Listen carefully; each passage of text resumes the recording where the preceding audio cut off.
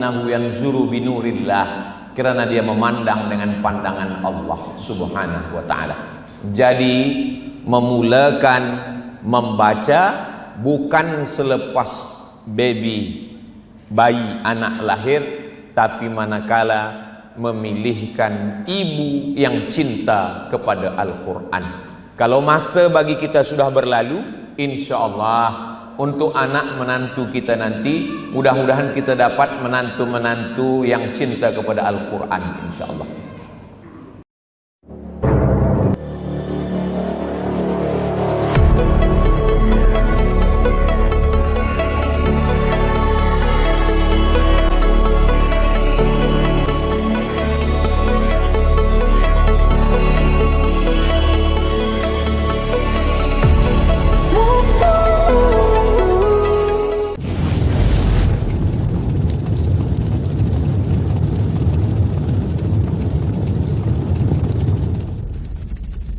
Assalamualaikum warahmatullahi wabarakatuh.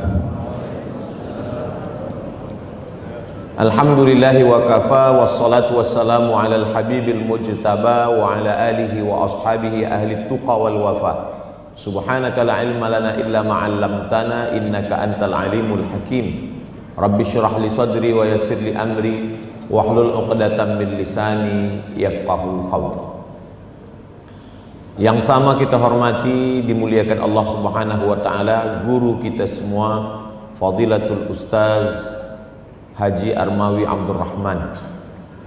Kenapa nama beliau saya sebutkan di awal?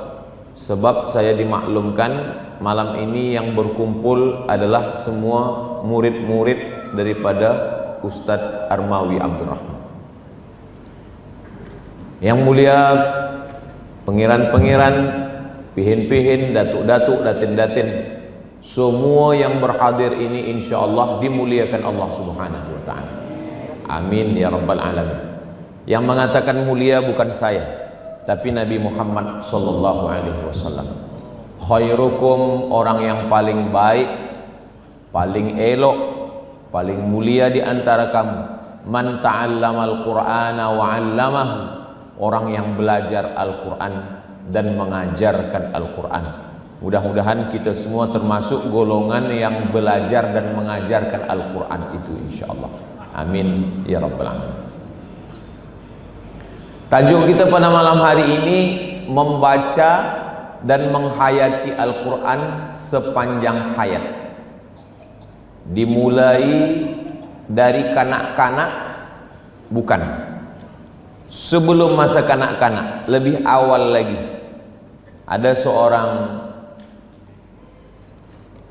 ayah datang menjumpai ulama. Kata dia, wahai ulama, bila saya memulakan pelajaran anak saya?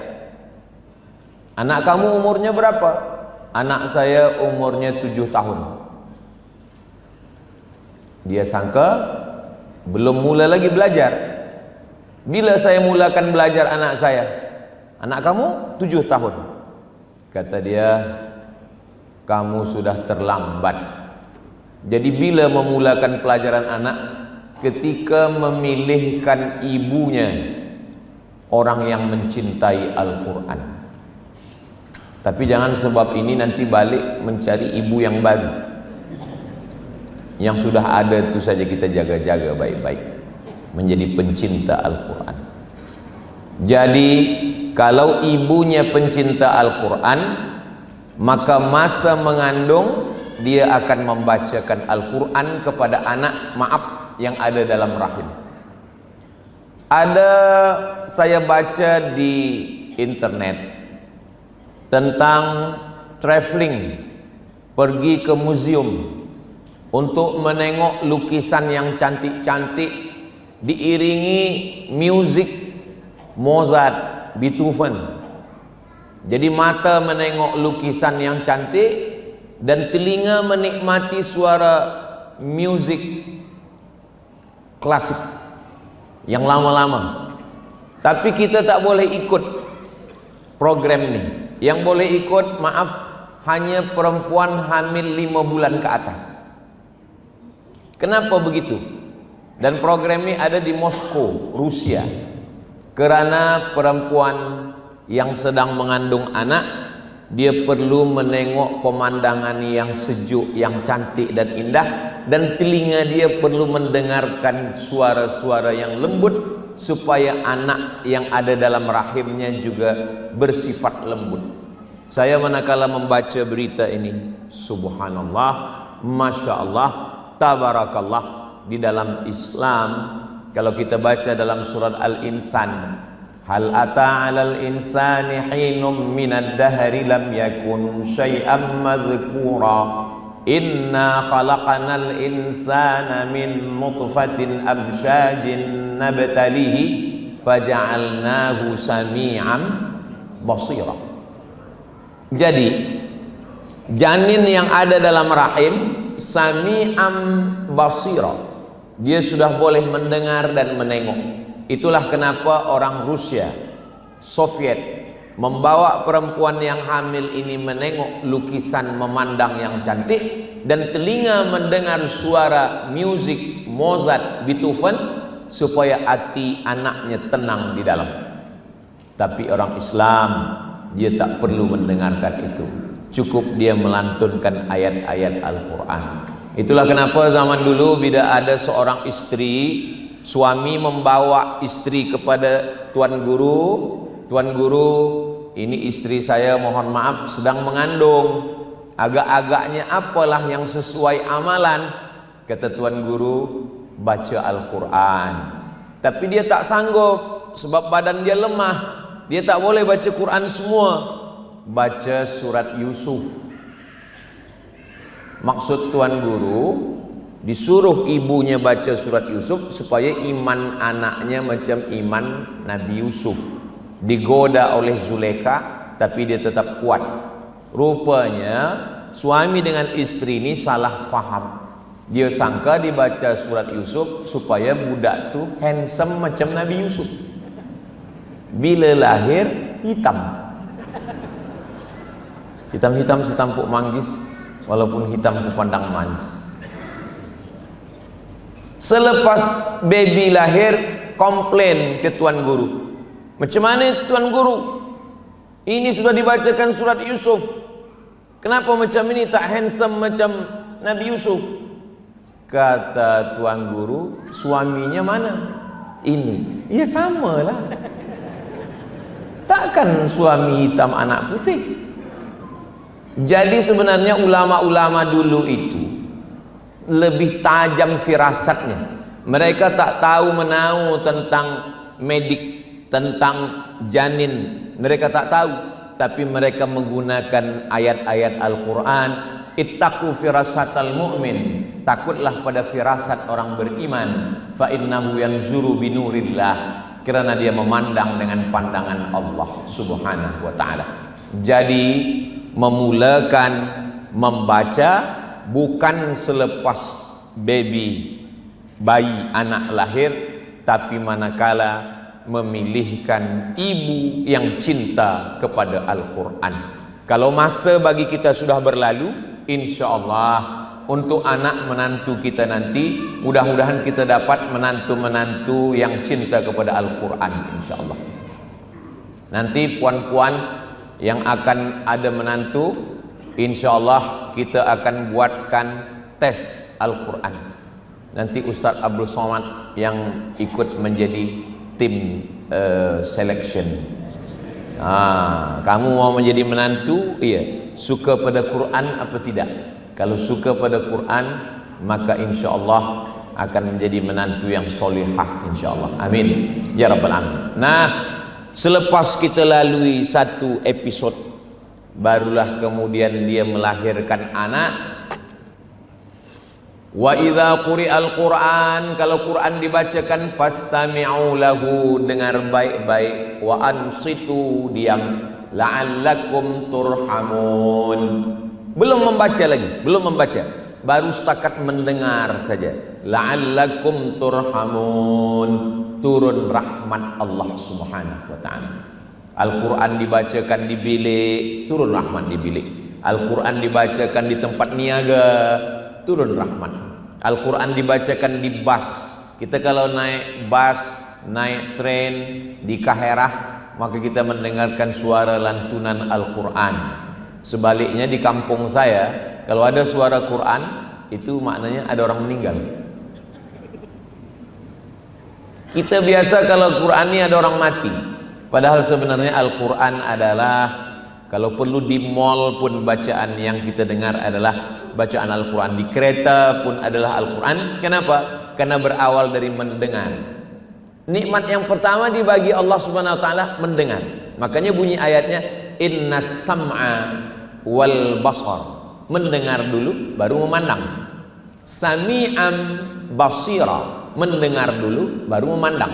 Dan nanti ketika di akhirat pun yang akan ditanya duluan adalah innas sam'a wal basar wal fuad. Telinga, mata, hati, kullu ulaika kana anhu mas'ula. Semua akan disoal, semua akan diminta tanggung jawab di hadapan Allah Subhanahu wa taala. Maka dengarkan Al-Quran dulu kalau nak mendengarkan Al-Quran, kita mesti datang ke tempat orang membaca Yasin, tempat tahlil. Sekarang alhamdulillah kita boleh mendengar suara sesiapa saja.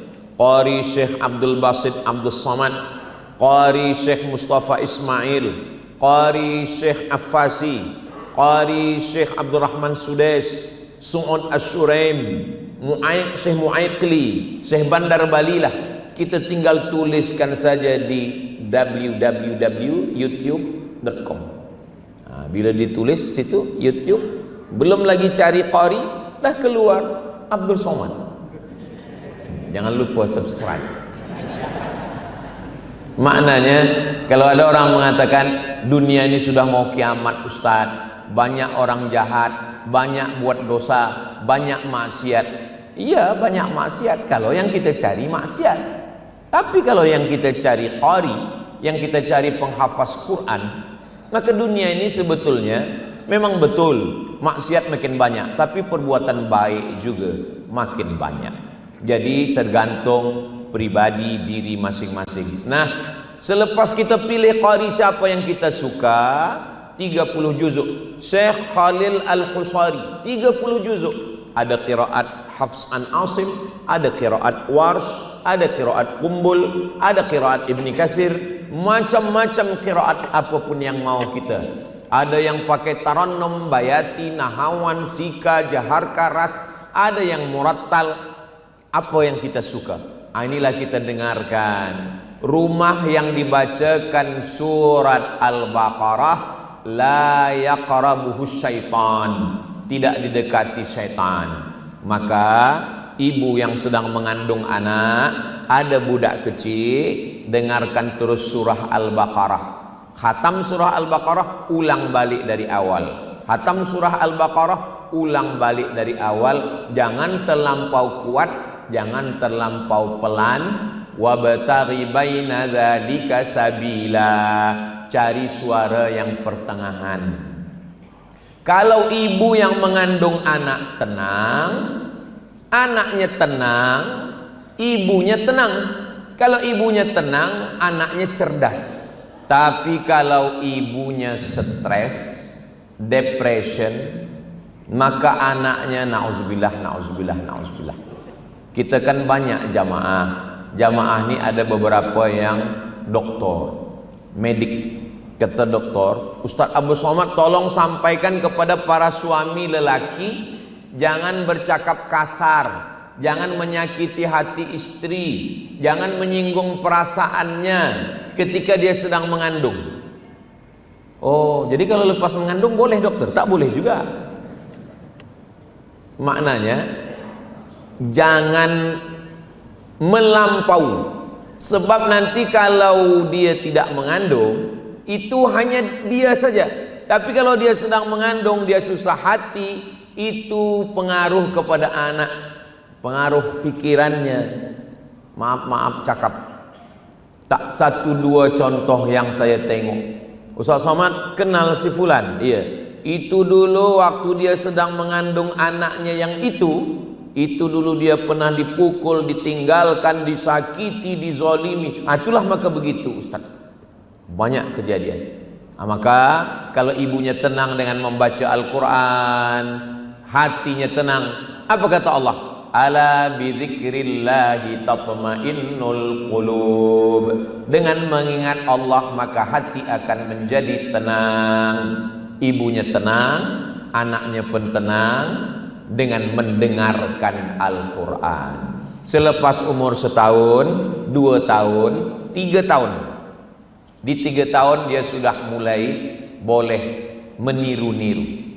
Qala inni abdullahi ataniyal kitaba wa ja'alani nabiyya. Saya ulang-ulang terus, nampaknya dia diam. Anak saya Sami, bulan Februari ini 3 tahun.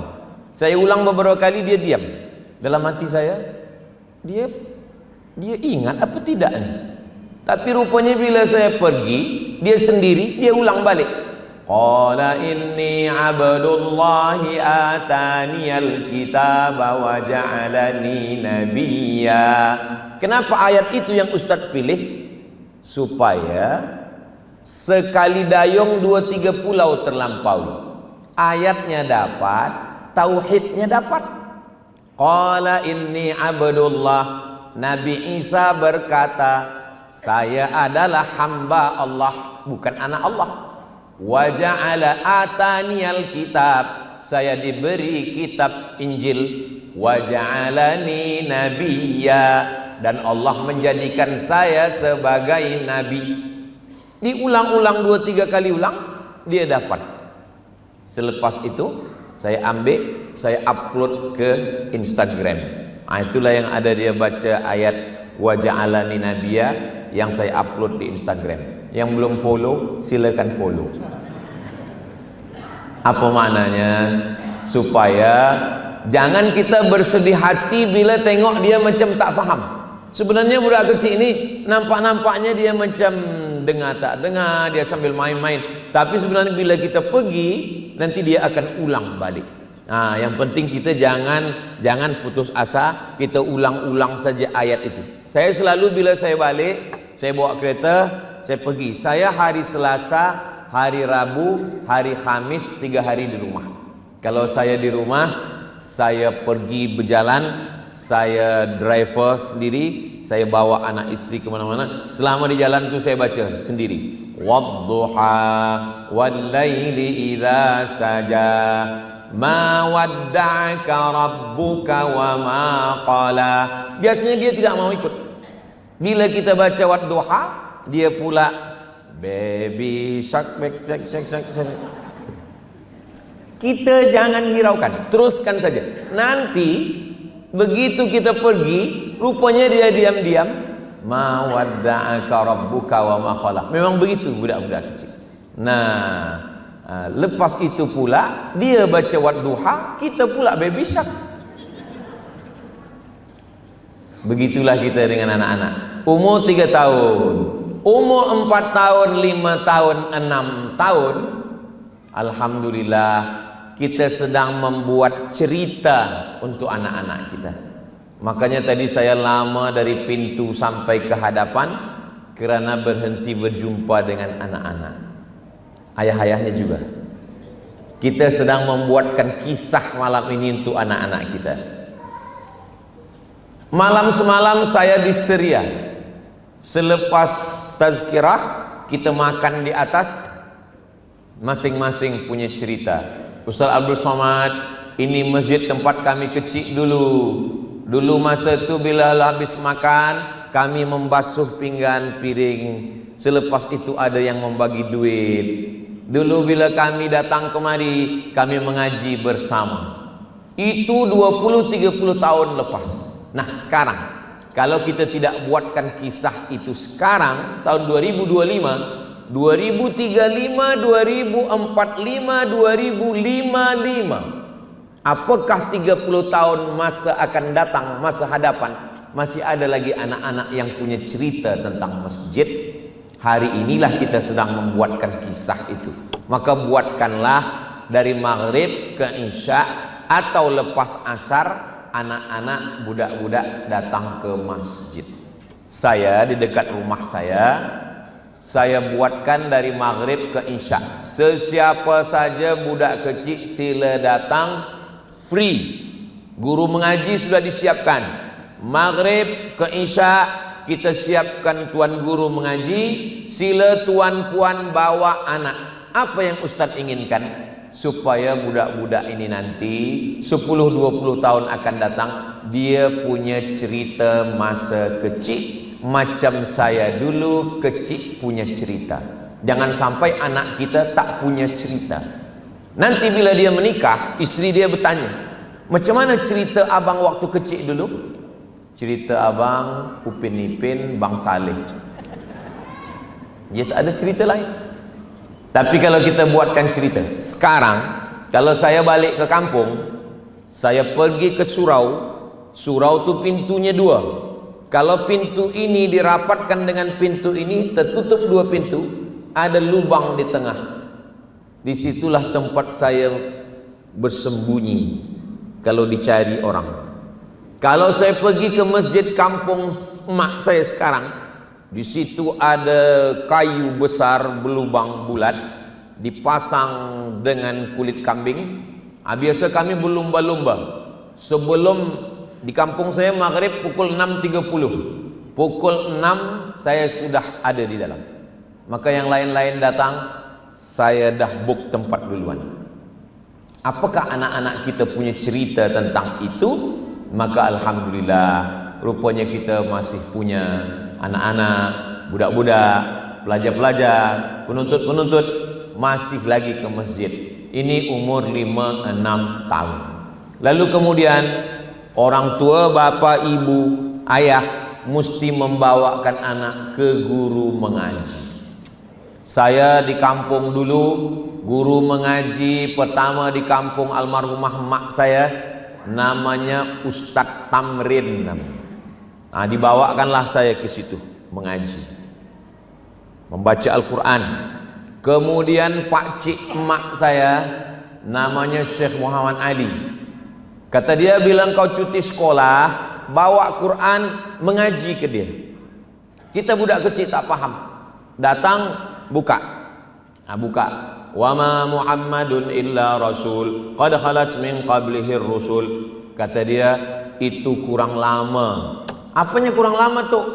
Dengungnya kurang lama. Wa ma Muhammadun illa rasulun qad khalat min qablihi rusul. Saya masa itu tak paham. Apalah maksud emak nih? Disuruh mengaji baca ini. Sekarang kalau saya jadi imam, saya baca itu, memorize, fikiran saya, minda saya balik lagi ke masa saya kecil dulu, seakan-akan saya sedang berhadap-hadapan dengan syekh. Waktu itu saya ingat dia duduk di rumah dia pegang bantal, dia tak tengok Quran, dia dengar saja. Salah tuh, kurang lama lagi baca. Disitulah faham kita. Selepas saya umur 9 tahun, saya pindah. Jadi guru mengaji saya banyak. Selepas umur 9 tahun, tahun 1986, pindah dari kampung emak saya, lebih kurang 20 km, pergi ke kota. Di situ emak saya mencarikan lagi guru mengaji. Jadi pengaruh orang tua amat sangat kuat kepada anak. Itulah makna hadis Nabi, kullukum ra'in, setiap kamu pemimpin, wa kullukum mas'ulun ar ra'iyatih, kamu akan ditanya tentang anak-anak kamu. Ma min mauludin illa yuladu 'alal fitrah, anak-anak ini lahir dalam keadaan fitrah. Fa abau, ayahnya, ibunya, yuhawidanihi, membuat anak jadi Yahudi, au yunassiranihi, membuat anak jadi Nasrani, au yumajjisanihi, membuat anak jadi Majusi. Itu adalah ayah dan ibunya. Saya alhamdulillah bersyukur kepada Allah, ayah saya mencari nafkah, mak saya suka menyerahkan saya ke guru mengaji. Sampai saya di kota, di situ ada pondok tempat mengaji Al-Quran, khas tahfiz Al-Quran. Bukan macam sekarang. Sekarang ini banyak merata-rata tahfiz Quran, tahfiz Quran, tahfiz Quran. Di masa itu, satu kawasan itu hanya pondok ini sajalah yang ada tahfiz Qurannya. Nama pondoknya Darul Ulum. Dar artinya rumah, ulum artinya ilmu, rumah ilmu-ilmu. Yang mengajar Al-Quran di situ adalah seorang ustaz yang johan musabaqah tahfiz Quran di Makkah Al-Mukarramah. Namanya Ustaz Armawi Abdurrahman. Disitulah saya diserahkan emak saya. Dibawa emak saya pulut kuning. Orang Melayu kebesarannya kalau udah pulut kuning, itu udah hebat betul. Tak ada lagi di atas pulut kuning. Pulut kuning dibagi dengan kelapa dengan gula merah di atas. Masa itu ayam payah. Zaman itu orang makan ayam 2 gendang. Kalau tak dia sakit, ayam tu sakit. Diletakkan pulut kuning pakai kelapa dengan gula merah. Dia serahkanlah kepada ustaz tadi. Ustaz, ini anak saya, waktu itu umur saya 9 tahun. Ini anak saya namanya Abdul Somad, ajarlah dia mengaji. Menurut tradisi orang Melayu, kalau sudah diserahkan pakai pulut kuning, itu bukan menjadi murid, tapi menjadi anak. Baru saya pahamnya sekarang. Kalau sudah jadi anak, free, tak berbayar. Memang mak saya ini smart, pandai deh. Jadi semua murid-murid mengaji di masjid. Nanti panjang umur sehat badan, nanti kita akan buat tour, kita akan jalan ke pesantren Darul Ulum itu nanti insyaallah. Semua penuntut-penuntut, pelajar-pelajar, mereka mengaji di atas aras 2, aras 1, aras 2 masjid Darul Ulum. Tapi saya tidak mengaji di atas. Saya dibawa ke rumah. Sebab apa? Sebab saya bukan murid, tapi saya anak. Memang dari dulu saya VVIP, very very important person. Murid yang lain ada kena pukul pakai rotan, ada pakai tasbih. Saya tak pernah kena marah, tak pernah kena pukul. Dibawa ke masjid, masjid-masjid yang hebat, masjid-masjid korporat, masjid-masjid yang besar. Itu bila ustaz mengajar ke masjid itu, dibawa saya ke masjid itu, lalu saya disuruh mengaji di situ. A'udzubillahi minasyaitonirrajim. Budak kecil, semua mata menengok saya. Jadi saya ini sebenarnya dari dulu dah viral. Cuma masa itu belum ada YouTube lagi. Siapa tu? Abdul Somad. Jadi kalau sudah Maulid Nabi Isra Mi'raj, itu diumumkan iklan guna kereta keliling kota. Jamaah sekalian, hadirilah, malam ini akan ada Maulid Nabi Isra Mi'raj. Yang akan membaca Al-Quran adalah Abdul Somad, qori kecil, umur 9 tahun. Saya pun balik ke rumah, panggil mak. Mak, ya, saya dah dihalu-halukan keliling. Jadi kebahagiaan. Cerita masa kecil inilah yang sedang kita buatkan untuk anak-anak kita. Saya mengaji dari tahun 1986 sampai 1989. Tahun 1989 Ustaz Armawi meninggalkan kota tempat saya sebab dipanggil ke Brunei Darussalam untuk mengajar di Ma'had Tahfiz Sultan di Brunei Darussalam. Jadi kami menonton TV melalui parabola. Waktu itu belum ada internet. Pakai parabola di kampung kami tonton. Kata emak saya, cuba kau cari dulu channel Brunei Darussalam. Cari-cari dapat. Ini dia. Macam orang Melayu juga Brunei. Tengok baju dia, baju Melayu. Baju gunting Cina. Kami menyebut baju Melayu itu baju gunting Cina, bersongket juga. Tapi cakap dia agak lain sikit, tak sama macam Melayu. Iya, itulah. Bilalah kita agaknya sampai ke situ, mak saya mendoakan saya. Maka bila saya sampai kemari, saya yakin itu adalah doa guru-guru saya, emak saya. Maka saya sampai kemari. Itulah pentingnya kita mendoakan anak-anak kita. Lalu kemudian selepas itu saya pun pergi lagi, pindah 150 km dari situ ke Medan, North Sumatera, Sumatera Utara. Di situ saya mengaji kepada Syekh Azra'i Abdul Rauf. di tepi Sungai Delhi. Saya datang ke rumahnya dari tahun 1990 sampai tahun 1993. Umur dia masa itu 70 tahun. Dia sudah tua. Saya tak tahu. Saya masa itu masih umur 12 tahun. Saya tak tahu. Saya datang mengaji. Tahun 1993 dia meninggal dunia. Saya baca newspaper, sudah meninggal seorang ulama besar, 4 kali menjadi Dewan Hakim Musabaqah Tilawatil Quran di Makkah Al-Mukarramah, pernah mengajar di Al-Falah di Makkah selama 15 tahun. Barulah saya tahu, rupanya guru mengaji saya itu orang yang hebat, orang yang besar. Selama ini kita tak tahu, sebab kita budak kecil. Bila datang ke rumah, dia duduk macam-macam tidur, tapi kalau salah dia terjaga. Salah tu, salah tu. Sebelum saya mengaji ke situ, saya ditakut-takuti orang. Apa kata orang?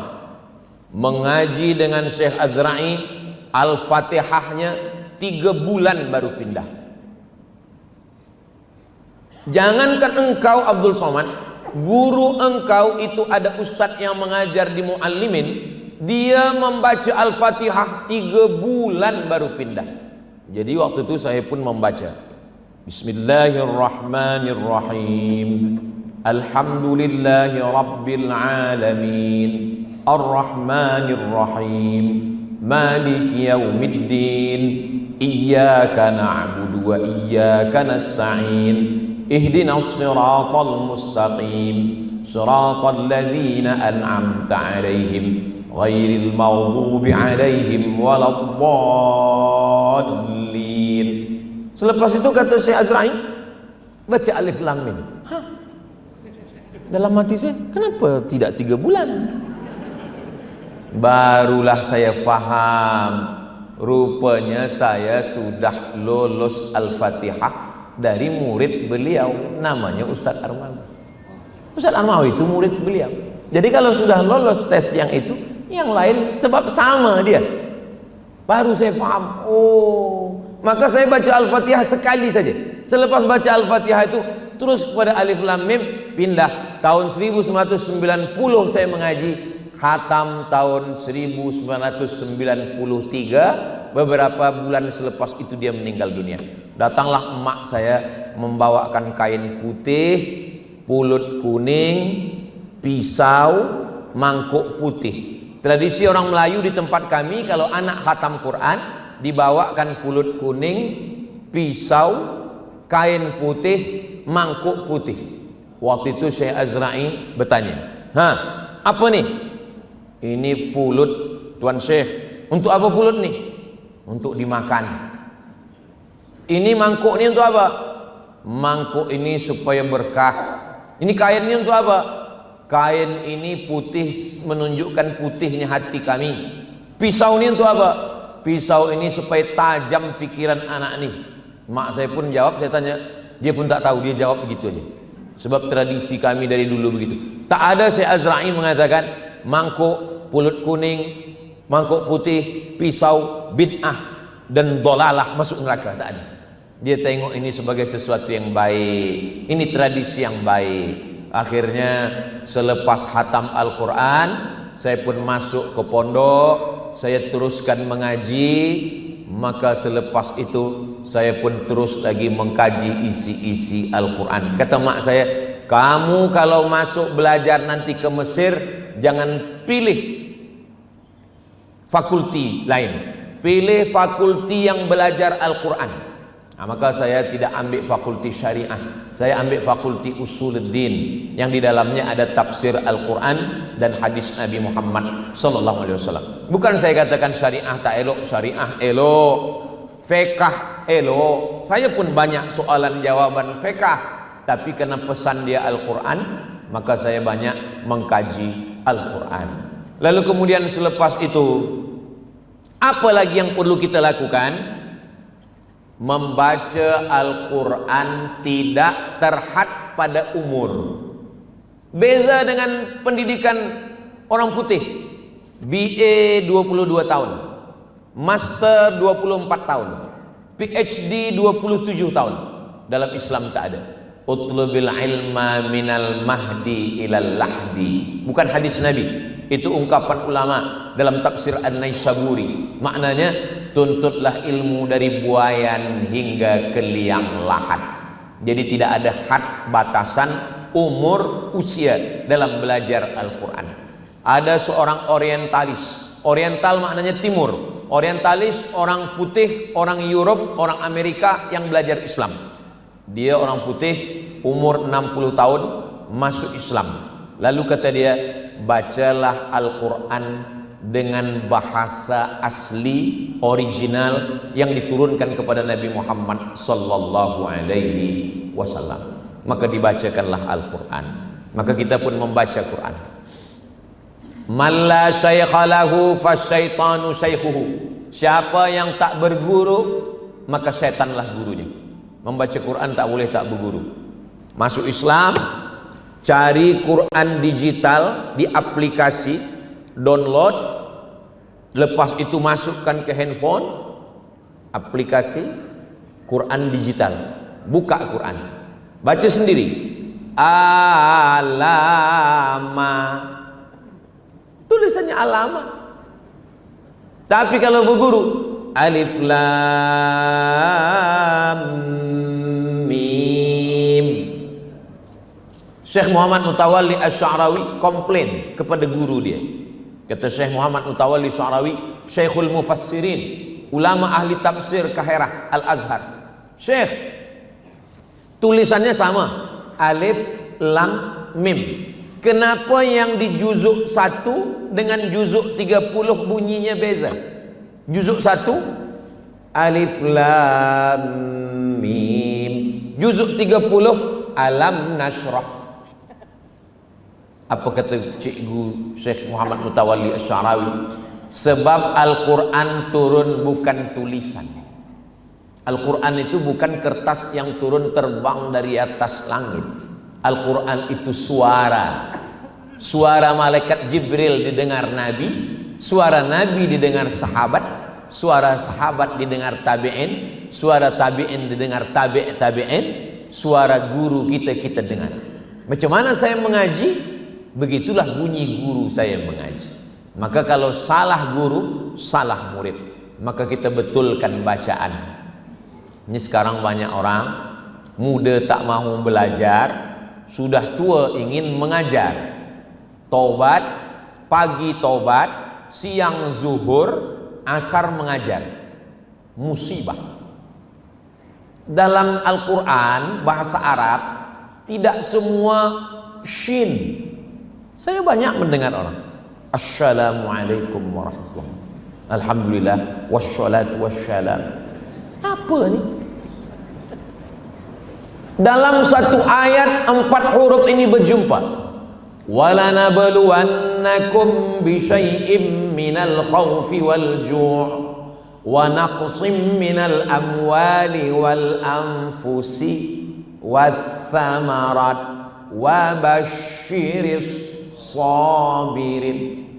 Wal anfusi wath thamarat wa basyiris sabirin. Fasasyasa. Bahasa Melayu salah bunyi, tak salah makna. Siapa bagi tazkirah tadi? Ustaz Somad. Saya suka Ustaz Somad. Tak salah.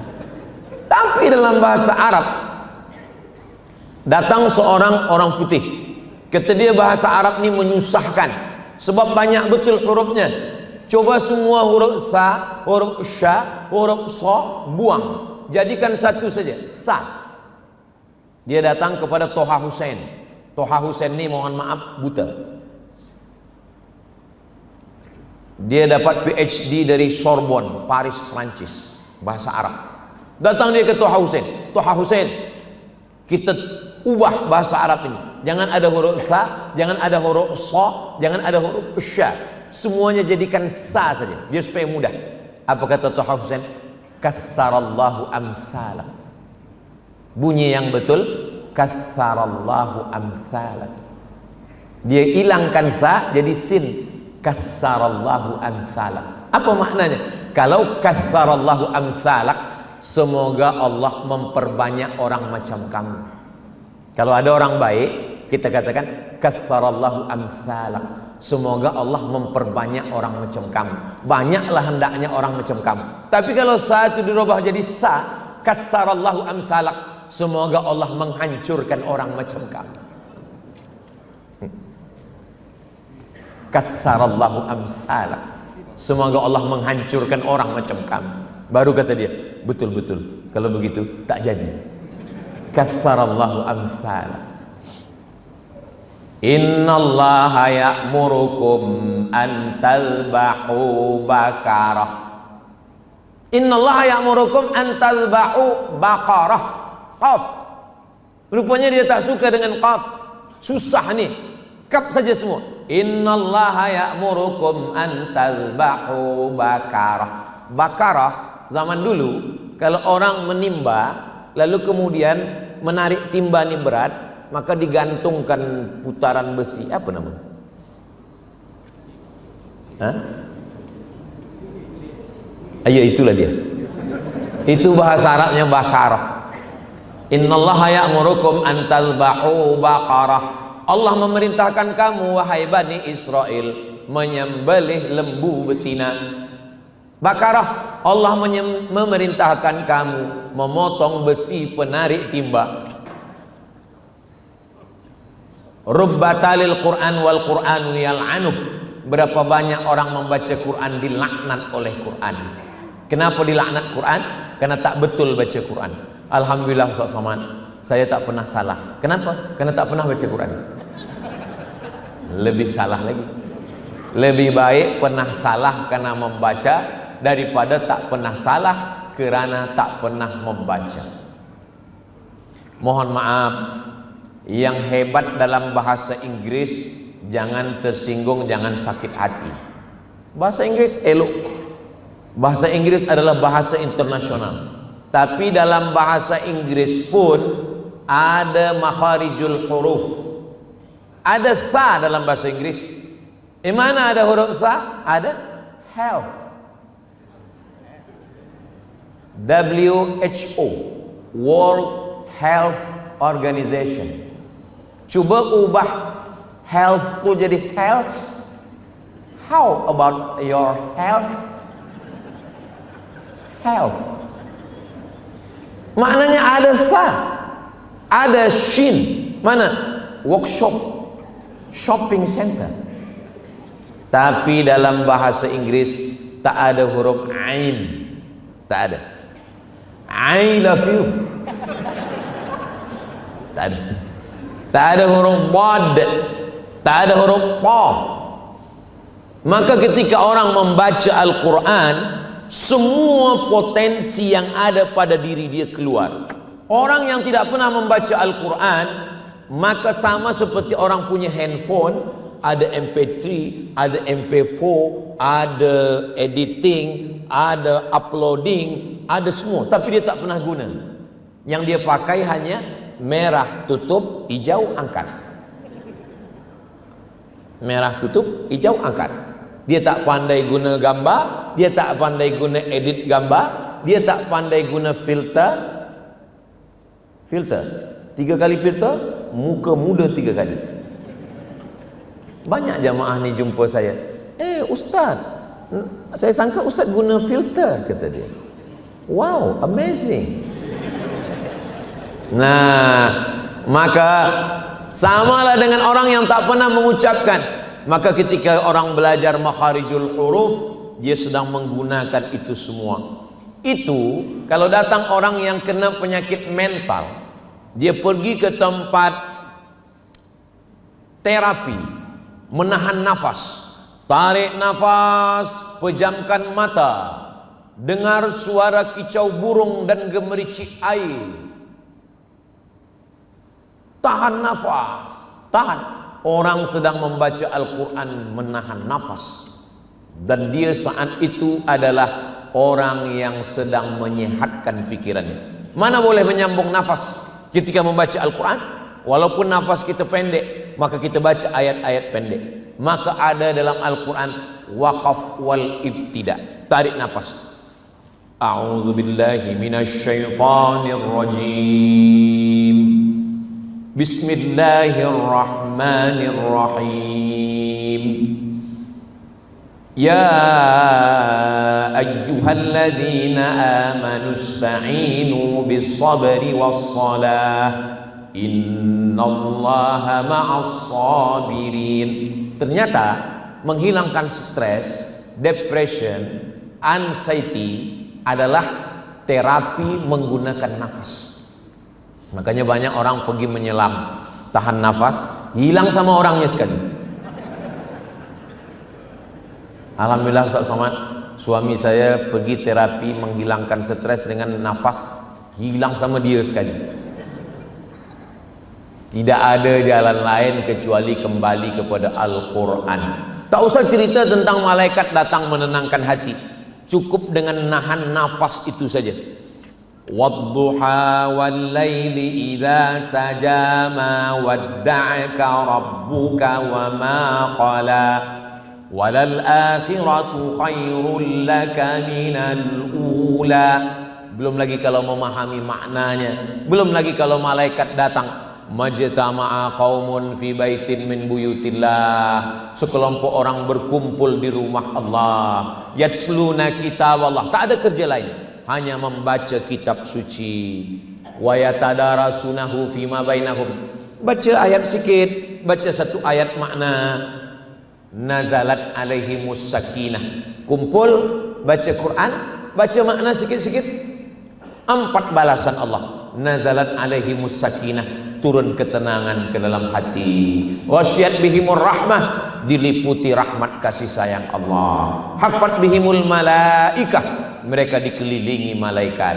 Wa dzakarahumullahu fiman indah, mereka dibanggakan Allah Ta'ala kepada para malaikat. Mudah-mudahan majelis kita ini termasuk majelis yang dibanggakan Allah kepada para malaikat. Berapa banyak membaca Al-Quran? Kanal Imamul Bukhari yukhtimul Qur'ana fi Ramadan sittina khatamah.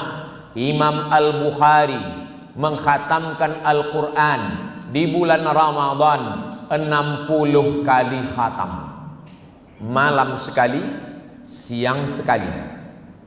30 kali malam, 30 kali siang. Sittina khatamah, 60 kali khatam. Di mana kami boleh menengok riwayat ni Ustaz? Jangan-jangan Ustaz ni ambil sana ambil sini. Riwayat tentang Imam Bukhari sebulan 60 kali khatam ada dalam kitab Siyar A'lam An-Nubala, ditulis oleh Imam Az-Zahabi. Imam Az-Zahabi imam yang paling terpercaya dalam bidang hadis, orang yang paling kuat dalam meneliti hadis-hadis. Sampai-sampai hadis yang disahihkan oleh Imam Al-Hakim tidak boleh diterima kalau tidak disahihkan Imam Zahabi. Riwayat ini terpercaya. Oh, ini zaman dulu Ustaz. Zaman sekarang mana ada lagi. Saya punya kawan masa belajar di Kaherah dulu, serumah dengan dia. Kata dia, Somad, ya, tolong jangan ganggu saya. Bulan Julai, bulan Agustus kita cuti. Saya tidak ada tamu, tak boleh ada kawan ke rumah selama 40 hari 40 malam. Kenapa? Karena saya nak menghatamkan Quran 40 kali. Pesan guru saya dulu, kalau engkau hatamkan 40 kali dalam 40 hari, maka engkau tidak akan lupa sampai pada hari kiamat. Masih ada orangnya sekarang di Jawa Timur, di Jombang, masih hidup. Artinya zaman sekarang pun ada, boleh menghatamkan sehari sekali selama 40 hari. Ada 3 ulama sama-sama pergi ke Makkah, satu rumah, satu bilik. Yang satu namanya Imam Ahmad bin Hanbal, Imam Hanbali. Yang satu namanya Imam Yahya bin Ma'in. Yang satu namanya Imam Syafi'i. Imam Ahmad bin Hanbal, Imam Hanbali. Tegak, ruku, sujud. Tegak, ruku, sujud. Tegak, ruku, sujud. sampai azan subuh. Dari azan isya sampai azan subuh. Selesai sembahyang isya di Masjidil Haram, balik ke bilik sampai azan subuh. Kata Imam Syafi'i, Ahmad bin Hanbal, iya, malam tadi saya tengok engkau tak tidur-tidur, tegak rukuk sujud, tegak rukuk sujud. Apa yang kau lakukan? Kata Imam Hambali, saya menghatamkan Al-Quran dalam tahajud saya malam tadi. Selepas itu Imam Syafi'i bertanya lagi kepada Imam Yahya, Yahya, malam tadi saya nampak kamu pusing kiri, pusing kanan, balik kiri, balik ke kanan, engkau tak tidur? Kata Imam Yahya, saya sedang meneliti, research mana hadis sahih, mana hadis dhaif, mana hadis hasan, mana hadis palsu. Dapat saya 200 hadis malam tadi. Kemudian mereka berdua balik bertanya ke Imam Syafi'i, engkau malam tadi tak tidur? Kau tengok kan? Iya. Apa yang kau lakukan? Kata Imam Syafi'i, malam tadi saya mengambil dalil dari Quran, dari hadis, dari ijma', dari qiyas. Saya dapat 200 hukum hakam fiqh. Seandainya kita orang yang keempat di bilik itu, dan Imam Hanafi, Imam Hambali, Imam Syafi'i, Imam Yahya bertanya, hai Abdul Somad, apa yang kau lakukan malam tadi? Saya akan menjawab, kerana kamu bertiga tak tidur, saya buat streaming malam tadi, live. Cuba kita renungkan apa yang kita buat. Jadi bersyukurlah tuan-puan, pangeran-pangeran, pihin-pihin, datuk-datin semua yang diberikan Allah kesempatan umur panjang, dan umurnya itu berkah kerana bersama dengan Al-Quran. Duduk mengaji kepada guru, bawa anak istri, cucu, kawan, sahabat, menantu. Jangan masuk surga sendirian. Orang beriman tidak mau sendirian, dia ingin bersama-sama. Orang beriman kalau dia masuk surga nanti, dia akan tanya kepada malaikat, si fulan mana? Si fulan mana? Kami sama-sama bekerja dulu satu office, kami sama-sama satu college, kenapa sekarang tak ada? Kata malaikat, kamu naik pesawat terbang direct, dia transit. Di mana? Neraka jahanam. Itulah kenapa kita ingin menyelamatkan kawan, sahabat, jiran kita semua, supaya kita bersatu dalam mengaji Al-Quran. Masa lalu, masa muda, kita minta ampun kepada Allah. Mudah-mudahan diampunkan Allah semua silap, salah dan dosa kita, insyaAllah. Adapun yang kita perbaiki hari ini dengan mengaji Al-Quran, maka insyaAllah semua kebaikan-kebaikan dikhatamkan. Selepas khatam, ulang balik. Proses Al-Quran ini, ada setengah orang. Saya berjumpa dengan orang sudah tua, kata dia, Ustaz Somad, saya nak berhenti mengaji. Kenapa puan berhenti? Sebab saya dengar ada ustaz bagi tazkirah di TV. Apa kata dia? Orang yang baca Quran tak paham maknanya, tak ada guna. Terus, maka mendengar itu saya dah putus asa. Kalau begitu saya berhenti sajalah mengaji.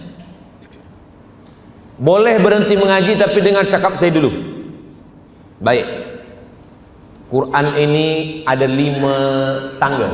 Tangga 1, tangga 2, tangga 3, tangga 4, tangga 5. Tangga 1, wa idza quri'al Qur'anu fastami'u lahu wa ansitu la'allakum turhamun. Dengar saja. Sedang mendengar pun dapat rahmat.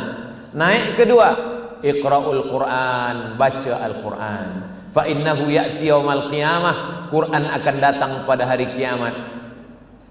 Syafi'an li ashabi, memberikan syafaat pada orang yang membacanya. Pertama mendengar, kedua membaca, yang ketiga faham. Afala yatadabbarunal Quran, kenapa mereka tidak memahami Al-Quran? Fihin, ahlan wa sahlan, barakallahu, marhaban.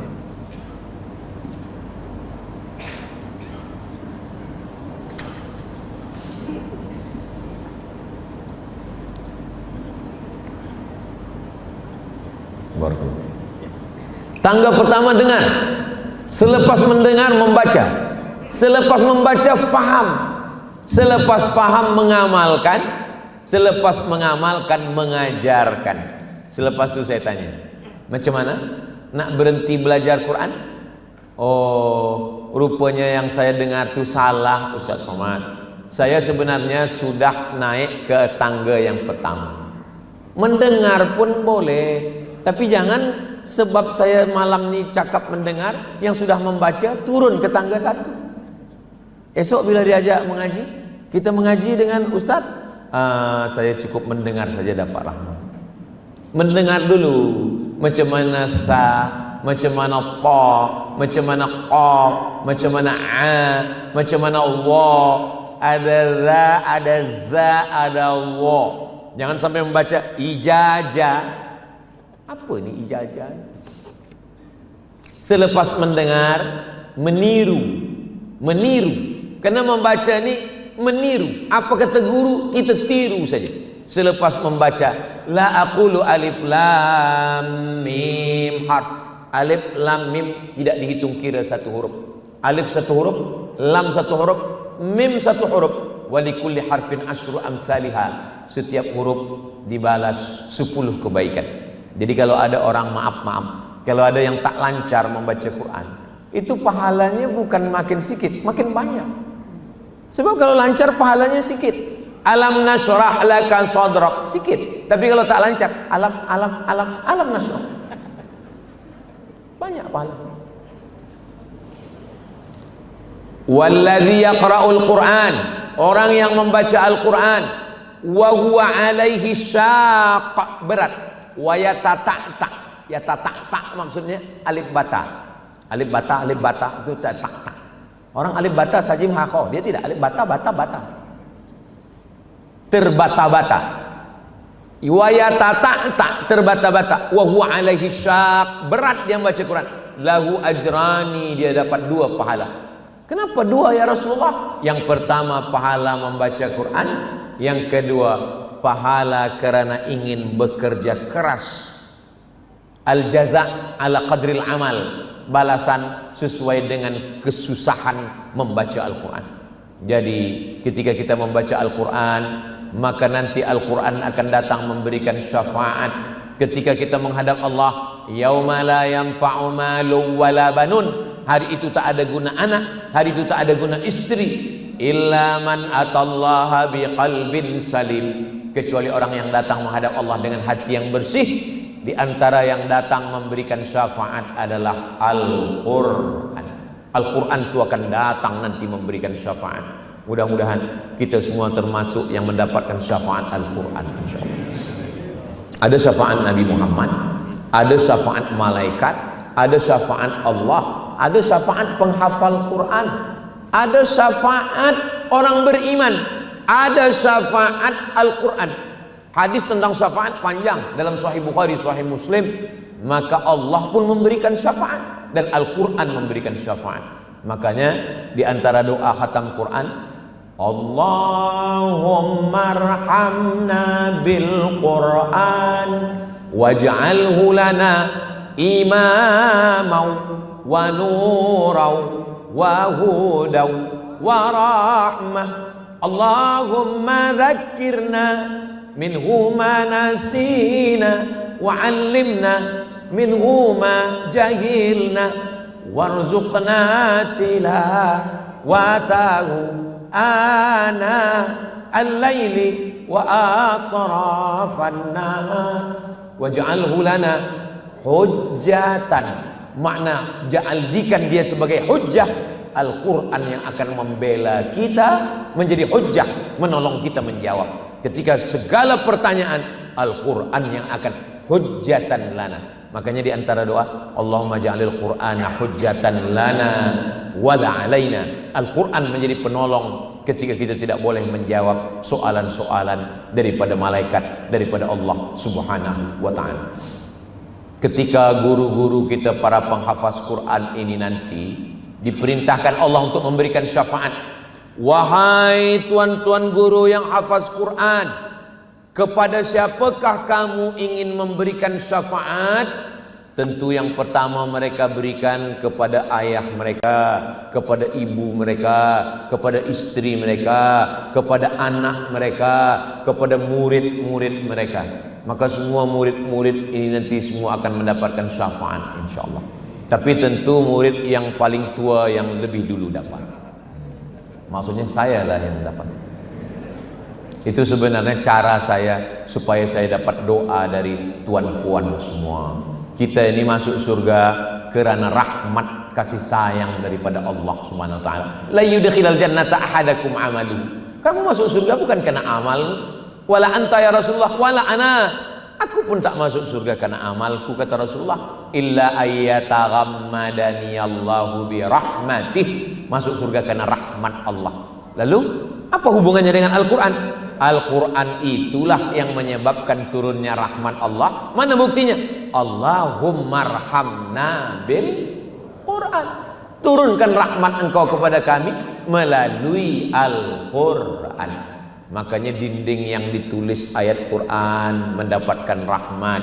Air yang dibacakan Al-Quran mendapatkan rahmat. Air yang dibacakan Al-Quran selepas itu ditengok dengan mikroskop, rupanya muncul molekul cahaya yang cantik macam bunga. Coba tulis di google.com, tulis di situ The Miracle of Water. Orang Jepun yang menemukan, bukan orang Islam. Rupanya ketika Al-Quran dibacakan ke air, maka air itu mengeluarkan molekul cahaya, airnya menjadi sehat. Dan badan kita ini isinya air. Badan kita ini isinya air. Kalau badan kita ini isinya minyak, kolesterol. Badan kita ini isinya air. Otak kita ini, isi kepala kita ini air. Ada 2 liter air di dalam. Itu maka berat. Saya ringan Pak Ustadz, berarti tak ada air lagi.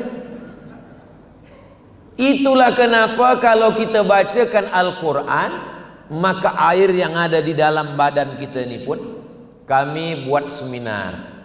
Salah seorang, saya sebagai pembicara, salah satu pembicara dari Jepun. Pembicara yang dari Jepun ini pergi ke rumah seorang ulama. Di muka rumah ulama ini ada pokok mangga. Pokok mangga ini 2, satu sebelah kanan, satu sebelah kiri.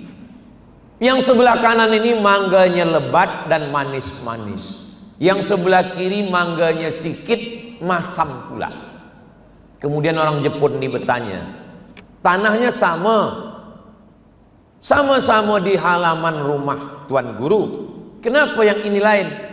Kata Tuan Guru, kalau saya lalu di pokok mangga ini, saya selalu bacakan Al-Quran. Kalau dilalu di pokok yang ini, mulut saya diam. Rupanya di batang pokok mangga ini ada air. Air dari dalam tanah naik ke atas. Dibacakan ayat Al-Quran, pokok mangganya lebat dan manis.